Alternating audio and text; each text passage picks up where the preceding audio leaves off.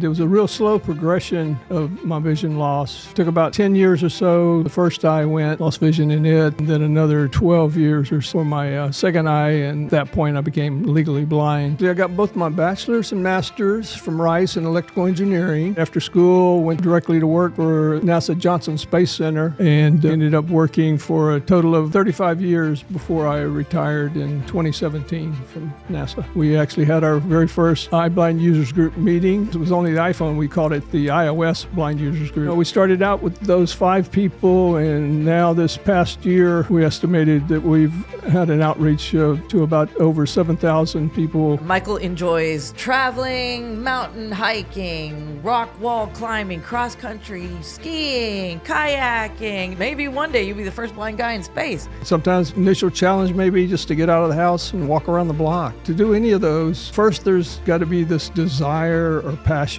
to do it, then have to have the skills to do it, develop those skills and prepare, then having the opportunity to do it. A green tinted screen and braille lettering pops up that turns into the white Lighthouse of Houston logo. The Sightless Voices Unleashing Potential cover art pops up on screen. There's a flash, then clips of Jennifer's eye, her walking down the hall, and reading braille appear. A montage of clips from episodes of the podcast begins with Jennifer talking to our guests and smiling. It zooms in on the Sightless Voices Unleashing Potential cover art. Hello, everybody, and welcome to another exciting episode of Sightless Voices Unleashing Potential. I am Jennifer Parrish, your hostie with the mostie. And y'all, today's episode, I just got to tell you, is going to be awesome. Like, I'm so excited about this one. Our guest is Mr. Michael McCulloch, the none other than. Michael is the creator of the iBlind users group, or iBUG, and he's also a member of the board here at the Lighthouse of Houston.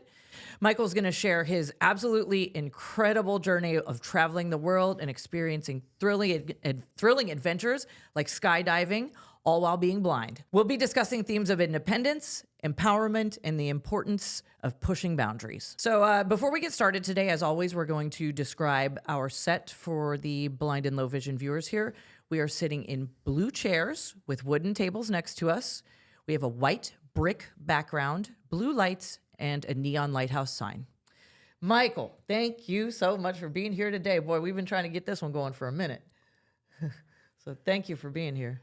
Thanks, Jennifer. It's great to be here. Really looking forward to our time together. Yay. All right. Well, so let's jump right in. So can you start by telling us a little bit about your vision loss journey? Yeah, sure. So I was diagnosed back in my late 20s with glaucoma. And it was a real slow progression of my vision loss. Took about 10 years or so before the first eye went, lost vision in it, and then another 12 years or so for my second eye, and at that point I became legally blind. So, and this was from glaucoma, right? From glaucoma. Oh my, okay. Yeah, I was kind of suspecting it might happen because both my mother, her sister, her mother, all had glaucoma and went blind from glaucoma. So, And about what age did this start? For them, for me. Sorry, yeah. I was first diagnosed in my late 20s, 28 or so. Yeah. Okay. All right. So, kind of like, talk about your journey, your vision loss journey, sort of, and let's sort of dive into your early life too. So, you've got a degree from Rice University, I hear, for bachelor's. Yeah, actually, I got both my bachelor's and master's from Rice in electrical engineering. Wow. And then right after school, went directly to work for NASA Johnson Space Center, actually working for one of the contractors there at NASA. Initially, it was McDonnell Douglas Space Systems Company, which then later merged in the 90s into the Boeing Space Division. And ended up working for a total of 35 years before I retired in 2017 from NASA. Wow. And so your vision loss kind of occurred when you were working at NASA, right? Yeah. So, I was sighted when all through growing up, going to school, and when I first started working, and then, a few years after it started working was when I got diagnosed. Pretty much operated even after, I lost vision in the one eye, had one good eye, and was still driving, doing everything as a sighted person. And then after that second eye went, let's see, I was probably 52 or so. I became legally blind at that point. So I had some usable vision and was using CCTVs to help me. Eventually, as my vision continued to deteriorate, of course, that wasn't going to work anymore. I had to start learning the other accessible software, JAWS, various other different softwares that would allow me to continue to working. Later on, once the iPhone came out, initially it came out in 2007, and then 2009 was the first iPhone that was accessible to the blind. I actually got mine in 2010, and that's at that point I couldn't really find anyone around in the Houston area that was doing any kind of training on the voiceover, the accessibility features on the iPhone. Yes. And even, the Apple Store wasn't very much help. So I ended up just basically teaching myself. And once I started learning what it could do, saw that it was going to be a real game changer for the blind. That's awesome that you did that. Because I remember when I got my first one in 2011, I was about ready to throw it against the wall. Oh, yeah. Like, as I'm sure you were for a little bit too, it's just like, okay. Definitely. And there was a level of, you just had to teach yourself. The Lighthouse here actually offered a little class back then, and it was super kind of, just double tap, your basic voiceover gestures. Yeah, I remember that. I actually did you take it? I took that class. Yeah. Oh wow, cool. So did I, because I mean I had literally no idea, and then that sort of started the journey. And then obviously, for you, there was no turning back. Because look, I mean he founded the iBlind users group. Talk about that a little bit. Yeah. So iBUG, as we affectionately call it, after, like I said, learned the iPhone and actually, taking the class here at the Lighthouse, kind of learned some of the training methods and offered to do a workshop. We have a annual conference here in Houston called the Insight Expo that's put on by the Houston Area Visually Impaired Network, Haven. And so at that workshop, started going through the demonstration on the iPhone, and people were ooh and on all the things it could do, and for the first time seeing what you could do. A few people came up to me after the meeting and said, "Hey, can we continue meeting and just helping each other become more proficient?" And so a couple of months later, in May of 2011, we actually had our very first iBlind users group meeting. And at that time, since it was only the iPhone, we called it the iOS blind users group. Yeah. We've since dropped the OS since we do other things and just call it the iBlind users group. But, we started out having a monthly meeting. We had 5 people each month. It continued to grow. Then after a few months, people said, this isn't enough. We need more. And so we added on a weekly conference call. And then people started calling in from around the city, from around the state, pretty soon nationwide. Yeah.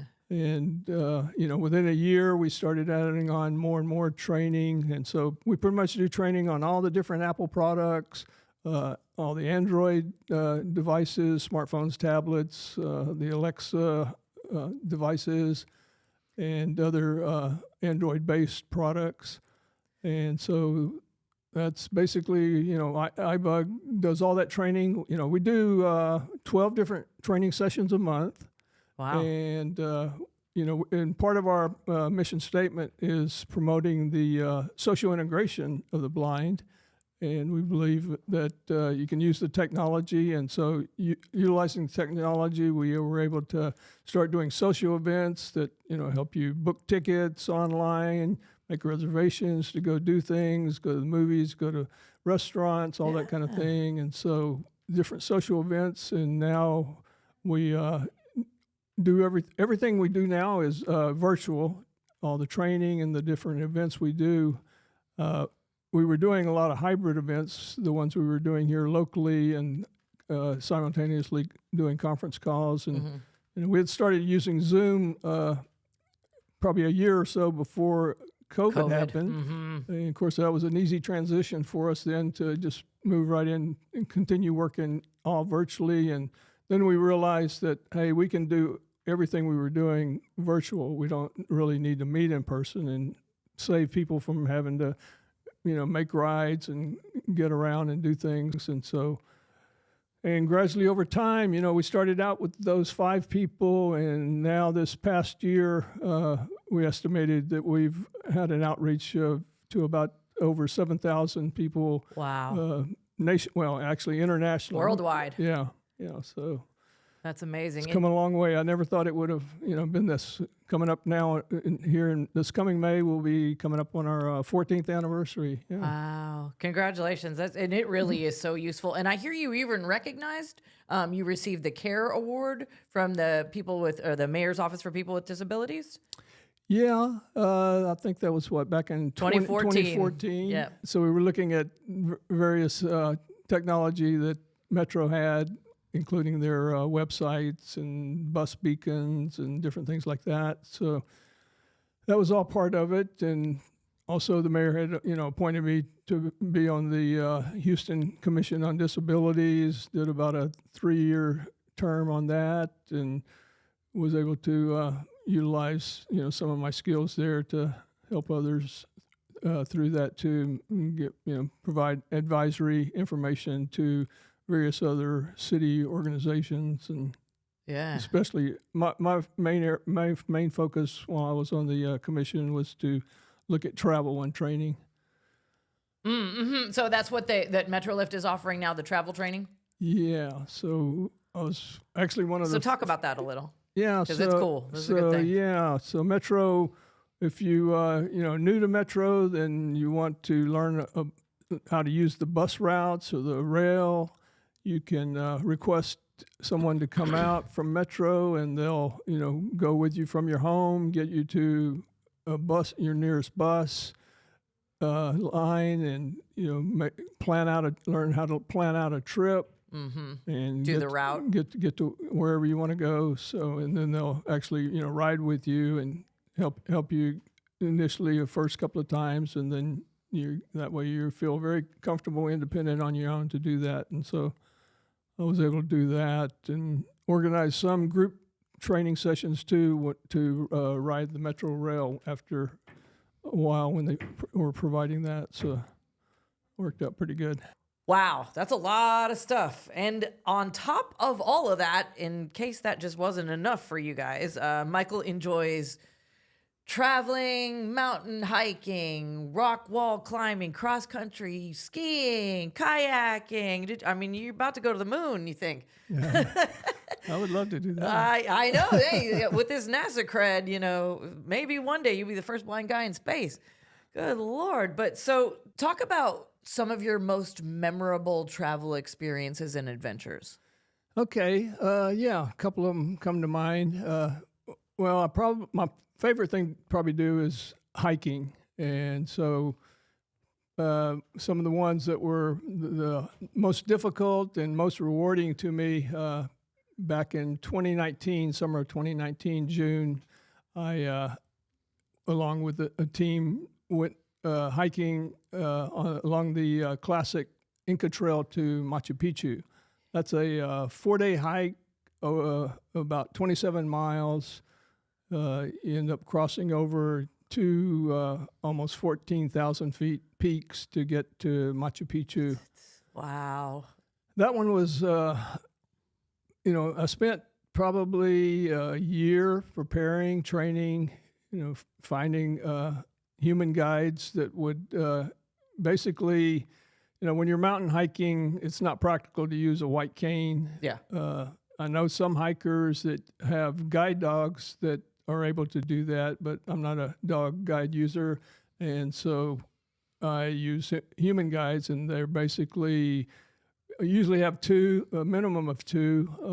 One to walk in front of me, one to walk in back of me, and they're basically calling out, each step along the way as they incur them, and then I'm, 3 to 6 feet behind them, and I translate that to when I get to that point and able to take care of whatever, step down, step up, I have questions. big step. So, like, I mean, are y'all tethered? Is there any attachment, or are you just going solo? Like, Yeah, you're not attached. No, we're just solo. Oh, They do have. Usually, I'll have some kind of sound thing on them, either a bell or some kind of beeper that I can tell where they are. Since I still have light perception, I usually have them wear really high contrast clothes. Right.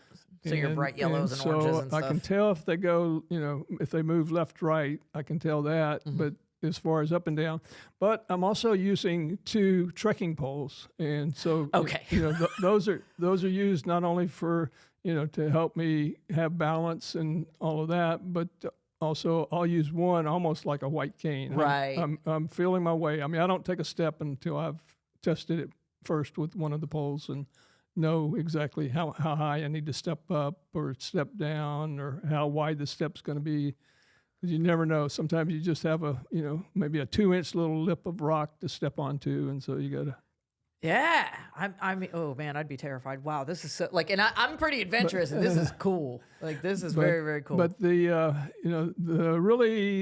thing about that one, I had started having some knee pain probably 6 months into my training. Oh no! And then 2 weeks prior to the time we were supposed to leave, to the doctor, and about 2 weeks before the trip starts, and did an MRI and found that I had torn my right meniscus. And so I went and actually that was my main orthopedic surgeon, and I went to another one, got second opinion, same thing. And I was asking them too, what can I do? What do they recommend? I told them, and obviously they knew about, I was getting ready to go hiking, this really difficult hike. And they said, well, we think you could probably do it if you, wrap it up good. We'll give you some special braces and give you some special painkillers. Yeah. And so with that, I felt assured that I could do it. And so by the time all that had occurred, it was now 2 days. And so finally I sent an email to the rest of my group team and told them, and they were just all shocked. They didn't really know. Are you sure? Yeah. Really didn't know what was going on. Ooh. And, what are you trying to tell us here? And I said, try to reassure them, everything's fine. We're probably going to move a little bit slower. Yeah. But I'll go ahead and go through with it and do the hike and be able to come back later and get my meniscus repaired and all that later with the knee surgery. But one thing we found as I was hiking, especially up in the altitudes, getting up to, I'd never hiked over 11,000 feet before. And so once we got up over that, up to 14,000 feet, with the altitude and the medication I was taking, right, the painkillers, it slows down your respiration. And of course, at high altitude, thinner air, you need to be breathing a lot faster. And so I began having not only just the altitude sickness related to that, but with the slower heart rate, or breathing rate, I was having a hard time breathing. We slowed down. At one point, the trail guide even had to kind of make a decision, do we turn back or can we continue? And I kept trying to tell him, I can do it. And then we continued on, and, it was a little bit slower. And there were points where they actually had to, I was so out of it that they had to physically carry me at some point. They made a special little, took a backpack, put some ropes, and between 2 of the porters that were on our trip, I would sit in the backpack like a little cradle, and they were carrying me. Mostly it was on the down side of the mountain, right? And they would have to carry me down portions of the way, to make it. But we got through each day.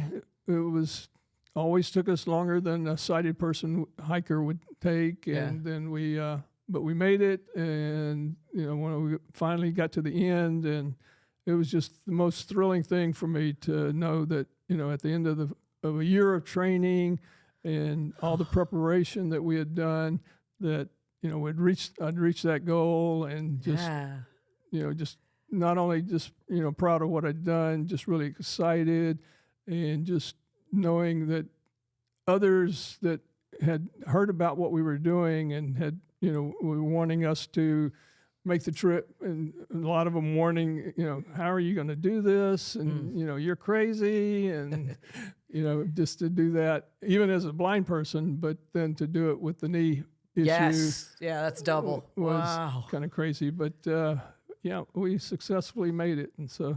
Wow. And this is all chronicled, right, in a documentary? Yeah, it is. Yeah, it's called One Step at a Time. It's actually out on YouTube. If you do a search for Inca Trail Blind, One Step at a Time, you probably can find it. I'm absolutely going to check this out. This is so cool. So it's a little documentary of that trip. Wow. Awesome. Okay, so what inspired you to take on activities like the traveling in the world and skydiving and hiking and all this? Like, what's your inspiration? Well, probably goes back to, when I was a kid. I was always kind of a thrill seeker. Got a little rush, I guess, adrenaline rush from doing kind of crazy things. Yeah. I was always jumping off of houses and tall things and trying to make little parachutes that never worked out of, my mom's bed sheets and things like that. But I would, during a thunderstorm, I would climb up. We had a tree in the yard, climb up to the top of the tree and just kind of sway in the wind and the rain. And it didn't even occur to me that there was lightning. And then finally, I'd hear my mom yell out, "Get your butt in the house!" And so. Yeah, just things like that. But anyway, just having that growing up like that, and just and actually, a lot of the hiking and the skydiving that I did, a lot of that actually came after I became blind, and because I did a little bit of hiking before, never had skydived before, and so when I was, after I'd lost my second eye and became legally blind, I went into a deep depression. And, I know a lot of people later in life that lose their vision, that will happen. And so I spent probably 6-7 months. I wouldn't even leave the house. Yeah. I was so depressed. And then I was watching a YouTube video and listening to that, and a guy named Eric Weinmeier, the only blind guy that climbed Mount Everest. That was his story that I was watching, and so that kind of, gave me a spark and inspired me to, get out of the house, start connecting up with various blind support groups, and start learning learning all the blind skills that are needed to get around, white cane, the O&M skills, all the different other skills with learning technology, and able to, at that point, get back to work. And, I still had another good 12 years to work before I retired. And so it was... So you went, back to work and then started seeking all these thrills. And you were actually the oldest blind person at 64 to hike Machu Picchu? Yeah. Right? Well, I have to amend that a little bit. I found out I was the oldest male. Oldest man. Oh, okay. There was a woman. Yeah, during one of my Ski for Light trips. Actually, not a Ski for Light trip. It was at there's a thing over in Norway, and each year the Ski for Light organization picks a couple of blind skiers and 2 sighted guides to go to Norway to represent Ski for Light at this Norwegian event. Nice. And so a lot of Europeans come, people from other parts of the world, and so we were there representing Ski for Light. How fun is in that? the U.S. And so there, a lady comes up to me, and blind lady says, "I saw your documentary, but I need to correct you.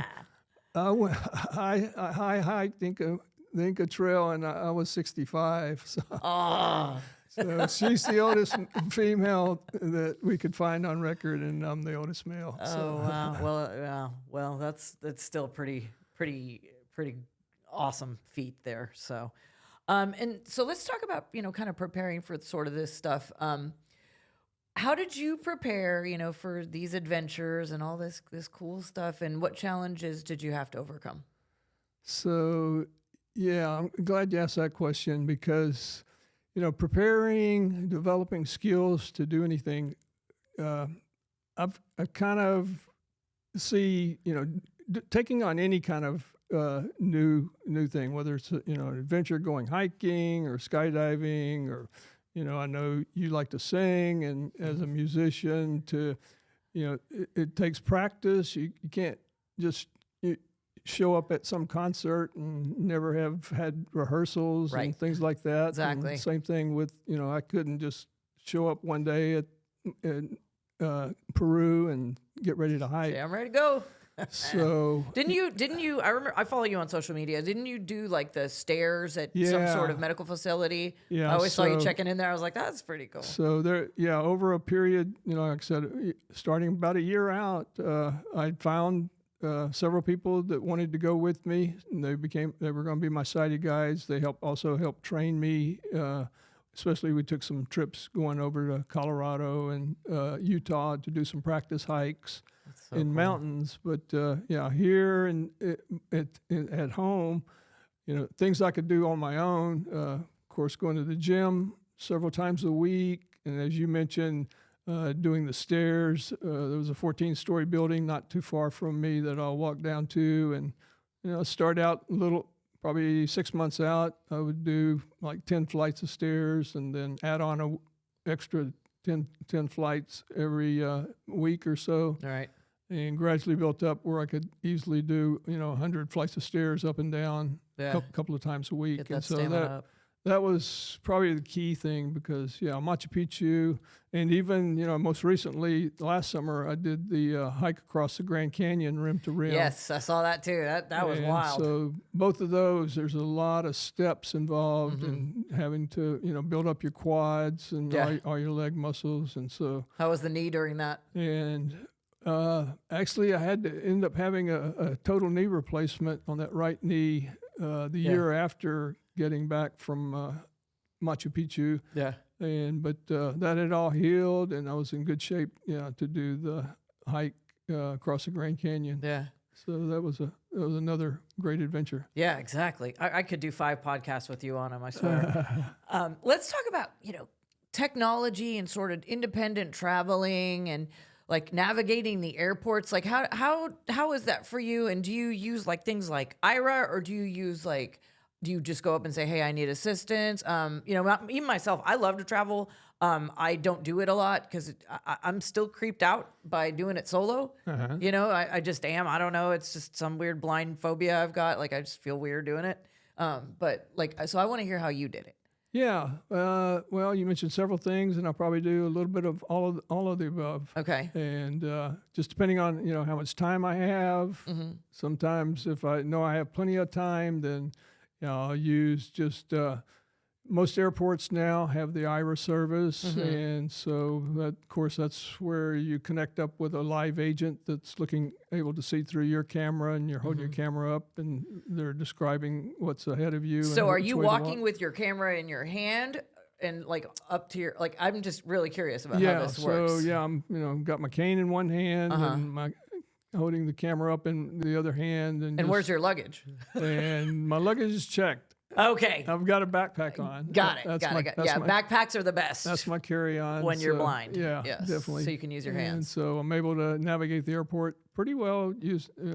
Occasionally there's times when, of course you're dependent on cell service, and sometimes the service may not be too good, and you start losing the agent, and just I just keep walking and just ask people along the way. Most people are very helpful in airports and will give directions and things. So that works out pretty well. Okay. But there's other times when I might be in a hurry and running late. And so once I get in, check in, I'll go ahead and ask for assistance to get to the gate. And so then the airlines will provide a sighted assistance to the gate. Right. Got it. My mom used to be a flight attendant before she retired, and she would always, her name was Victoria, United Airlines. Shout out. But she was always, always would take note of the blind, passengers. Yeah, I know the first time that I wanted to, I did a flight by myself. it was a domestic flight, and yeah, that one for sure. I used it sighted assistance to get to the gate, and they're pretty good about it. Depending on the airports, some of them like try to force you to use a wheelchair. I have had that experience, and it's so humiliating. Others, of course, I'm fully capable to walk, and Right. I'll try to let them know that, and so they're pushing an empty wheelchair most of the way. And walking there, holding their elbow, but it works out. Yeah, exactly. So I became pretty comfortable doing domestic trips, and then that while ago when I mentioned the trip to Norway, that was my first international trip. And fortunately, it was just a two-legged flight. I had direct flight from Houston to Amsterdam, and then flight from Amsterdam to Oslo. Yeah. And so that worked out pretty good there too. Right. So you just had somebody escorting you, or was that just someone was with you? Yeah, that one because Ira wasn't available. Right. Well, in the Houston airport it was available, but once I got overseas, then it was Obviously not available in those places. Yeah. Right. Okay. Wow. That's so interesting. Well, Michael, again, like I told you, I could have you on like five podcasts because this is some cool information and you have some very cool stories. But just as we wrap up today's conversation, do you have any kind of final advice for people who are newly blind or low vision to help empower them, to get out of their comfort zone and take on these crazy challenges regardless of their abilities? Yeah, as we've been talking here, I guess we've kind of touched on, 3, maybe 4 key things to accomplish really anything, whether it's, going on a trip somewhere, traveling on a journey, or doing some wild, crazy adventure, or just, whether it's, sometimes the initial challenge may be just to get out of the house and walk around the block. Yep. And so to do any of those, first there's got to be this desire or passion to do it. Then have to have the skills to do it, develop those skills and prepare. Then having the opportunity to do it. And then a fourth thing I'd throw in there is to be, willing to take risks and to be willing to, fail and keep learning as part of the learning process and trying. So being able to, take advantage of all of those things kind of reminds me, and other times I've done talks and things, I've kind of end with a little story, and it actually came from an old movie, Risky Business. If anybody remembers that, came out way back in 1983. That's over 40 years ago now. And that was a very young Tom Cruise playing a high school senior, Joel Goodman. And so he was about to graduate and trying to get into Princeton. And one of the opening scenes, we see Joel and his buddies playing poker one night. And so Joel's kind of bragging that how he had hooked up with this hot girl at school. And immediately all his friends called him out on it because they knew that, Joel, he always played it safe. He wasn't going to take any risk and didn't want to, get into any trouble. And then later on, he and his best friend Miles, we see them walking down the driveway, and Joel admits to Miles that, he didn't want to get in trouble and, risk his chances of getting into college.